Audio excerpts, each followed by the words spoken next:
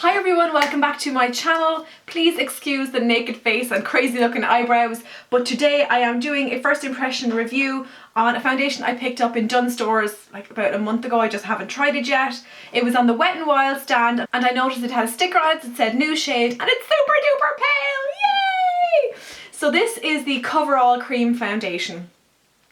It claims to be all day wear, medium to full coverage, lightweight with a satin matte finish, so that should suit my skin perfectly. So what I'm going to do is I'm going to cut my face in half basically. I'm going to apply one half with my beauty blender, which is my fail-safe way of applying basically any foundation. And I'm going to apply the other side using a flat top brush so we can get a good comparison. So yeah, let's hop right into it. I have cleansed and moisturised my skin and I'm not using primer. Okay, the little foil top just like flew off as I opened it. So let's see, I don't know, am I supposed to shake this up? If it's cream, I suppose not. Okay, my trusty palette, which is just a lid from an old... Ooh.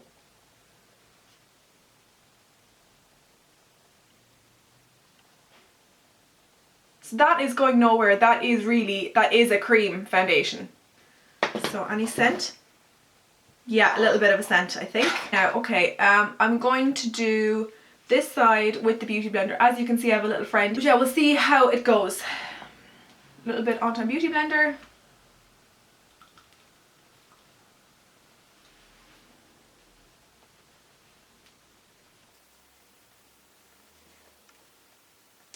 Okay, so far I'm not seeing full coverage. Although it did say medium to full, didn't it? Yeah, medium to full, so that would indicate it's buildable. So we'll see in a few minutes. It seems to be applying quite nicely though.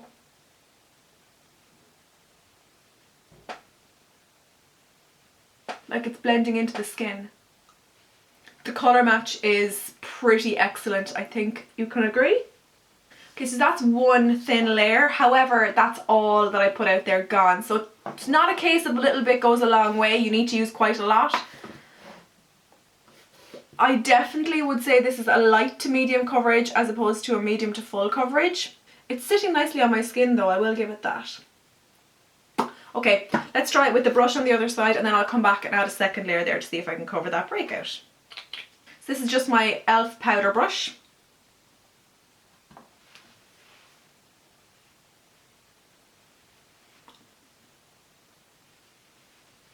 Ooh, it's harder to work with the brush, definitely. Okay, not a fan of the brush, straight off. Definitely not a fan. Well, like, no, I'm a fan of the brush, but I'm not a fan of this foundation combined with the brush. Although, it seems maybe it needs just a few seconds to settle. Also, apologies if you can see my flaky scalp there. I'm having some issues with my scalp the last few days. Don't even ask. But it's no fun. Okay, now that I've applied both sides, with a little bit more work, the brush side actually looks pretty much identical to the beauty blender side. I would even go so far as to say the coverage looks slightly better on this side. It feels slightly tacky, but there's nothing coming off on my hands. Now I'm going to just take a tiny bit more and see if we can build up the coverage on this bad boy right here. Just leave that for a few seconds and then blend it out. Other than that, I am happy with the coverage. It would be nice on a good skin day.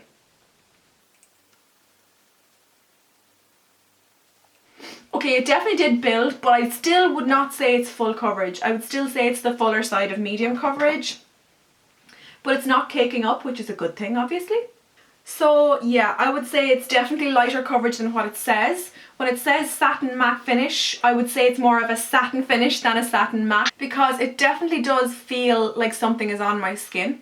I am not going to powder it or set it with any setting sprays. I'm going to apply the rest of my makeup and I'll be right back and I'll let you know how my makeup applied onto the foundation.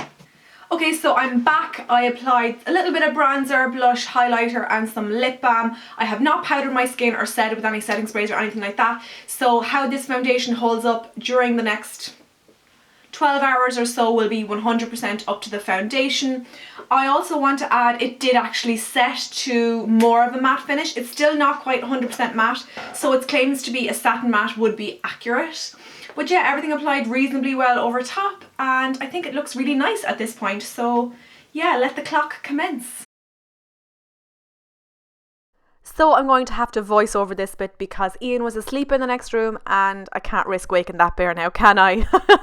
So basically this is 13 hours later. As you can see, the foundation is definitely still on. However, my oils have definitely come through a little bit. You can definitely see where my oils have broken through around my nostrils, on my chin. There's definitely a glow to my skin overall, but bear in mind this foundation wasn't powdered, not even a little bit. So I'm pretty impressed with how it held up. Also, you can see my breakout coming through and a little bit of wear where I hold my head in my hands a bit from time to time. Overall, this foundation gets a big fat thumbs up from me. For the price and for the shade, I think it's an excellent, excellent foundation. Thank you so much for watching, and I will talk to you in my next video. Bye!